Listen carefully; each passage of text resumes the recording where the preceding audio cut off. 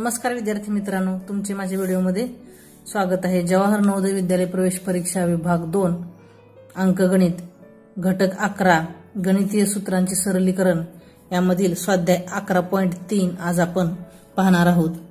पहिला प्रश्न आहे, एका व्यापाऱ्याने आठवड्याच्या पहिल्या 4 दिवसात विकलेल्या आंब्यांच्या टोपल्यांची संख्या चित्रालेखात दाखवलेली आहे। एक टोपली ही खूण म्हणजे आंब्याची एक टोपली आहे। आता बघा, ही टोपल्याची एक खूण म्हणजे एक टोपली आहे। मग आता बघा, जर त्याच्याकडे आणखी 31 आंब्याच्या टोपल्या शिल्लक असतील तर त्याच्याकडे सुरुवातीला किती टोपल्या होत्या आणि त्याने किती टक्के टोपल्या विकल्या। 2014च्या परीक्षेला हा प्रश्न विचारलेला होता। बघा, अगदी सोपा प्रश्न आहे। आता सोमवारी त्याने किती टोपल्या विकल्या? 5, मंगळवारी 7, बुधवारी 4 आणि गुरुवारी 3। आता एकूण टोपल्या किती झाल्या बघा? एकूण विकलेल्या टोपल्या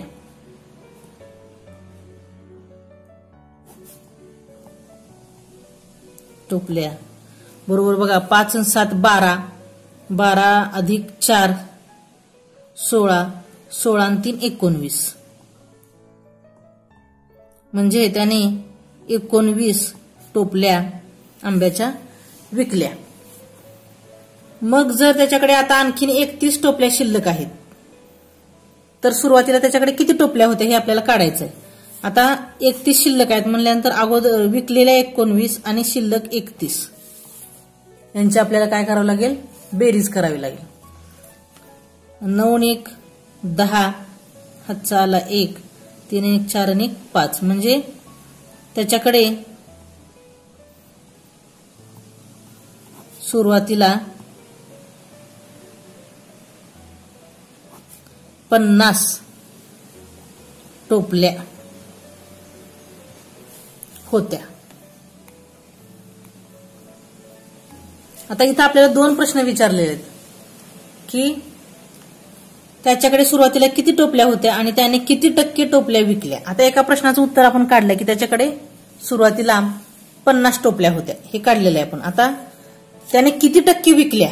नुसती विकलेली टोपल्या आहेत 19, पण किती टक्के विकल्या हे काढायचं आपल्याला। बघा, 50 पैकी 19 विकल्या तर 100 पैकी किती विकल्या? आता आपल्याला 19 टोपल्यांची टक्केवारी काढायची। टक्के म्हणजे काय? 100। टक्के म्हणजे काय? 100। म्हणजे आपल्याला 50 पैकी 19 टोपल्या विकल्या आहेत तर 100 पैकी किती टोपल्या विकल्या हे काढायचं आहे। मग आता तिरकस गुणाकार करायचा आहे आपण। बघा, 19 गुणुले 100 भागिले 50, 1 शून्य गेला, 1 शून्य गेला, 5 1 5, 5 दुने 10, 19 गुणुले 2 भागिले 1 म्हणजेच 38%। उत्तर काय आलं? 38%। म्हणजे त्यांनी 38% टोपल्या विकल्या। म्हणजे उत्तर काय आहेत बघा, 50 आणि 38% असं हे उत्तर येतं। मग हा पर्याय कोणता आहे बघूया आपण। तर पर्याय ए हे उत्तर येतं बघा। ए मध्ये 50 आणि 38। 50 हे काय आहे? सुरुवातीला किती टोपल्या ह्याचं उत्तर आहे 50, आणि किती टक्के विकल्या ह्याचं उत्तर आहे 38, म्हणून पर्याय ए हे उत्तर येतं। पुढचा प्रश्न पाहूया आपण। दुसरा प्रश्न, पुढील स्तंभालेख एका कुटुंबाचा खर्च दाखवतो। कुटुंबाचा एकूण खर्च किती? 2009च्या परीक्षेला हा प्रश्न आला होता। बघा, इथं आडवा आपल्याला खर्च दिलेला आहे आणि उभा कशासाठी खर्च केला आहे ते दिलेला आहे। बघा, तर आपल्याला फक्त ह्याची बेरीज करायची आहे। आता भाड्याचे किती रुपये जातात? 1500। जेवणाचे किती जातात? जेवणाचे 2500, कपड्याचे 1000, प्रवास 500 आणि इतर खर्च अन्य खर्च 2000। आता हे सगळे आकडे मी लिहिलेले आहेत बघा। भाडे 1500, जेवण 2500, कपडे 1000, प्रवास 500 आणि अन्य खर्च 2000। आता ह्यांची आपण बेरीज करूया। 0 0 0 0, 5 1 5 5 2 5 1 15, 15ला 5, हातचा आला 1, 1 2 3 4 5 6 7 7,500 रुपये एकूण खर्च येतो, म्हणजे पर्याय बी हे उत्तर येतं. पुढचा प्रश्न पाहूया आपण. तिसरा प्रश्न. पुढील आलेखात एका विद्यार्थ्याने वेगवेगळ्या विषयात मिळवलेले गुण दाखवले आहेत. त्याला सर्व विषयात मिळून एकूण किती गुण मिळाले?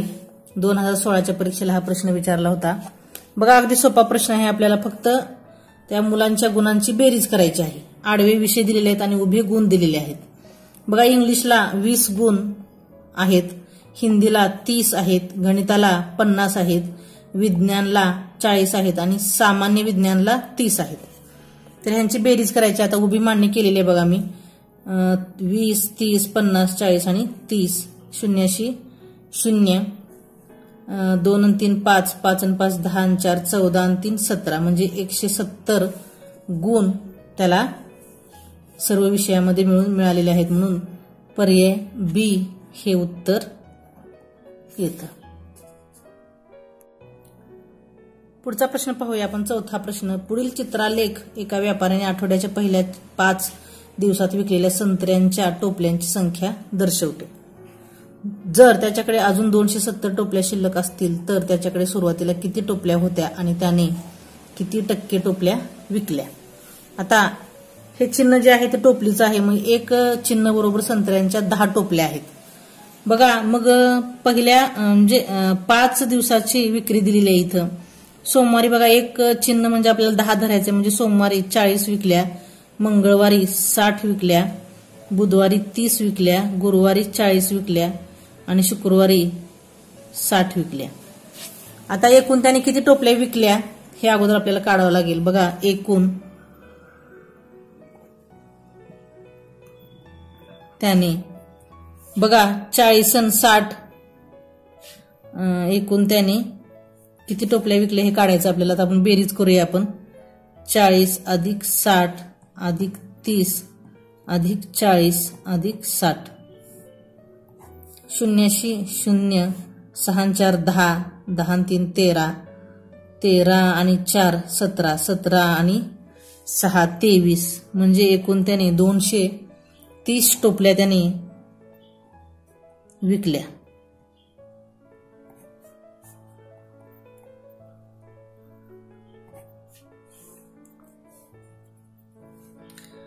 मग आता त्याच्याकडे अजून 270 शिल्लक आहेत.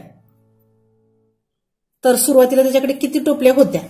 आता 270 शिल्लक आहेत म्हणजे विकलेल्या 230 आणि त्याच्याकडे शिल्लक असलेल्या 270 यांची बेरीज केली तर आपल्याला त्याच्याकडे एकूण किती टोपल्या होत्या सुरुवातीला ते निघेल. 0 0 7 आणि 3 10 0 हातचाला 1 2 आणि 2 4 आणि 5 500 टोपल्या त्याच्याकडे होत्या सुरुवातीला. त्याने विकल्या किती? 230. मग आता आपल्याला इथं 2 प्रश्न विचारलेले आहेत की सुरुवातीला त्याच्याकडे किती टोपल्या होत्या आणि दुसरा प्रश्न आहे त्याने किती टक्के टोपल्या विकल्या. आता त्याच्याकडे सुरुवातीला 500 टोपल्या होत्या आणि त्याने निवळ विकलेल्या टोपल्याची संख्या आहे 230. पण आता आपल्याला ते 100च्या प्रमाणात काढायचे म्हणजे किती टक्के विकल्या. बघा, 500 पैकी 230 विकल्या तर 100 पैकी किती विकल्या? तर तिरकस गुणाकार करूया आपण. 230 गुणिले 100 भागिले 500. हे एक 0 गेले, हे एक गेलं, हे एक गेलं, हे एक गेलं. 5 1 5 5 चौक 20 खाली राहिले 30 5 6 30 म्हणजे 46 गुणिले 1 भागिले 1 उत्तर आलं म्हणजेच 46 उत्तर आलं बघा. म्हणजे 46% टोपल्या त्याने विकल्या. म्हणजे पहिल्या प्रश्नाचं उत्तर होय 500 आणि दुसऱ्या प्रश्नाचं उत्तर आहे 46. म्हणजे सुरुवातीला त्याच्याकडे 500 टोपल्या शिल्लक होत्या आणि विकलेल्या टोपल्यांची टक्केवारी येते 46. म्हणून पर्याय डी हे उत्तर येतं. पुढचा प्रश्न पाहूया आपण 5वा प्रश्न. 4, 7, 11, 18, 29 या मालिकेतील पुढचे पद आहे. म्हणजे इथं पुढचे पद म्हणजे पुढची संख्या आपल्याला पर्यायामधून शोधायची आहे. 2013च्या परीक्षेला हा प्रश्न आलेला होता. बघा अगदी सोपा प्रश्न आहे. आता हे पहिलं पद आहे 4 आणि 4 आणि 7 मध्ये 3चा फरक आहे. 3चा फरक आहे तो कसा केलाय तर 4 मध्ये 7 मिसळल्यानंतर 11 येतं. 4 मध्ये 7 मिसळल्यानंतर 11 येतं. 7 मध्ये 11 मिसळल्यानंतर 18 येतं. बघा 4 अधिक 7 बरोबर 11. परत 7 अधिक 11 बरोबर 18. 18 अधिक 29 बरोबर 47. म्हणजे पुढची संख्या ह्या अगोदरच्या संख्येत मिसळलेली आहे. 4 मध्ये हे पुढचा अंक मिसळला आहे. 7 मध्ये 11 मिसळलेला आहे. 11 मध्ये 18 मिसळलेला आहे. म्हणून 18 मध्ये आपण 29 मिसळायचं म्हणजे पुढचा अंक येतो 47. पुढची संख्या येते 47 म्हणून पर्याय ए हे उत्तर येतं. पुढचा प्रश्न पाहूया आपण 6वा प्रश्न. 1, 2, 4, 8, 16 या मालिकेचे पुढचे पद आहे. 2017च्या परीक्षेला हा प्रश्न विचारलेला होता. बघा अगदी सोपा प्रश्न आहे. 1 ची दुप्पट 2 आहे. 2 ची दुप्पट 4 आहे. 4 ची दुप्पट 8 आहे. 8 ची दुप्पट 16 आहे आणि 16 ची दुप्पट 32 येतं उत्तर. म्हणजे पहिल्या अंकाची दुप्पट दुसरी संख्या आहे. दुसऱ्या अंकाची दुप्पट तिसरी संख्या आहे. तिसऱ्या अंकाची दुप्पट चौथी संख्या आहे आणि चौथ्या अंकाची दुप्पट 5वी संख्या आहे. म्हणून 16 ची दुप्पट आपण 32 करायचं म्हणजे उत्तर डी हे पर्याय येतं. पुढचा प्रश्न पाहूया आपण 7वा प्रश्न. एका राजमार्गावरील अ आणि ई या 2 शहरातील अंतर 220 किलोमीटर आहे. ब या ठिकाणी हॉटेल आहे व ड या ठिकाणी दवाखाना आहे. जर ब या ठिकाणी एका वाहनास अपघात झाला तर वैद्यकीय मदत मिळवण्यासाठी जखमी माणसाला किती अंतरावर न्यावे लागेल. बघा अगदी सोपा प्रश्न आहे. अ आणि ई ह्या दोन्ही मधील अंतर आहे 222 किलोमीटर. आता बघा ब या ठिकाणी अपघात झालेला आहे आणि ड इथं काय आहे दवाखाना आहे आणि हे पूर्ण अंतर आहे 220. मग आपण आता हे चौकोन मोजूया किती आहेत ते. म्हणजे एक चौकोन किती म्हणजे ह्या दोन्ही मधलं अंतर किती आहे ते आपण अगोदर ह्या 2 रेषेमधलं अंतर आपण काढण्यासाठी हे चौकोन मोजूया.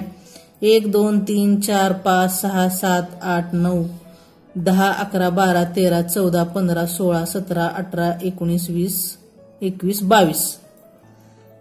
म्हणजे हे 22 चौकोन आहेत.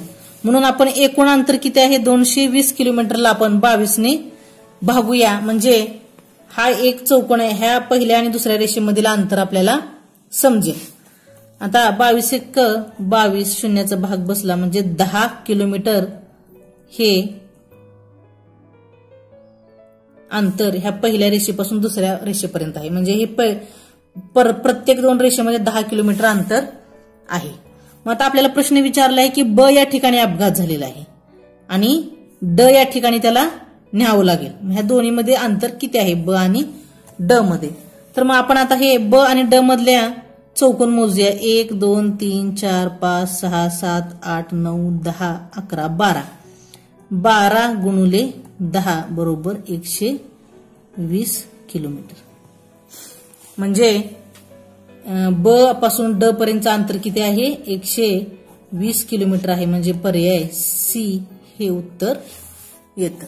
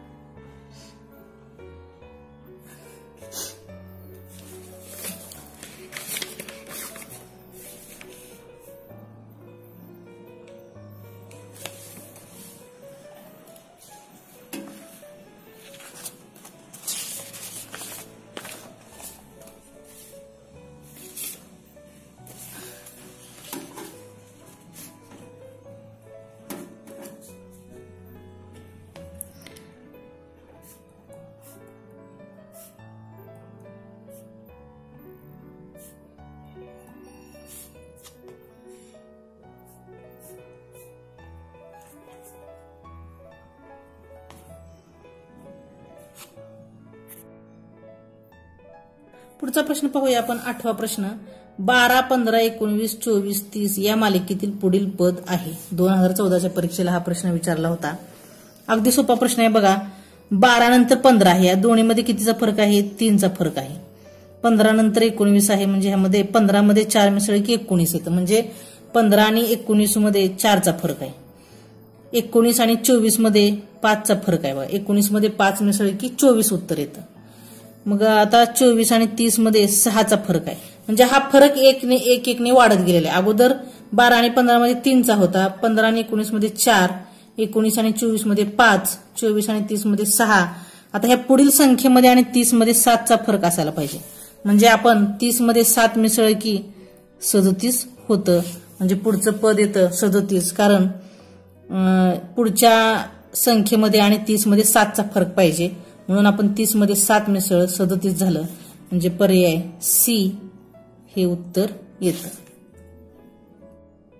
पुढचा प्रश्न पाहूया आपण 9वा प्रश्न. एका शाळेच्या विद्यार्थ्यांनी येण्या जाण्यासाठी वापरलेल्या साधनांविषयीच्या स्तंभालेखाचे वाचन करा आणि पुढे दिलेल्या प्रश्नाचे उत्तर द्या. विद्यार्थ्यांनी येण्या जाण्यासाठी वापरलेले सर्वात कमी साधन कोणते? 2017च्या परीक्षेला हा प्रश्न विचारला होता. बघा, स्तंभालेखामध्ये आडवे येण्या जाण्याची साधनं सांगितलेली आहेत, दिलेली आहेत. शाळेची बस, कार आणि सायकल आणि चालत, आणि इकडे विद्यार्थी संख्या दिलेली आहे उभी. आता प्रश्न काय आहे की विद्यार्थ्यांनी येण्या जाण्यासाठी वापरलेले सर्वात कमी साधन कोणते? तर सर्वात कमी साधन कोणतं आहे? 200 आहे. मग 200 कोणतं आहे? तर कार आहे. आता बघा, शाळेची बसने 400 विद्यार्थी येतात, कारने 200 येतात, सायकलने 500 येतात आणि चालत 300 येतात. मग सगळ्यात कमी कोणती संख्या? 200 आहे, म्हणजे कारची आहे, म्हणून पर्याय डी हे उत्तर येतं.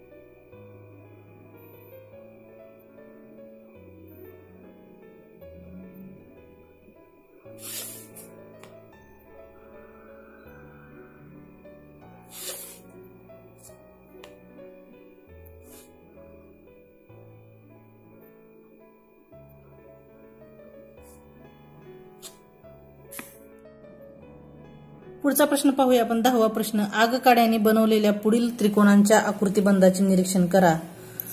10 त्रिकोण बनविण्यासाठी किती काड्या लागतील असे तुम्हाला वाटते? बघा, अगदी सोपा प्रश्न आहे. 2018च्या परीक्षेला हा प्रश्न विचारला होता.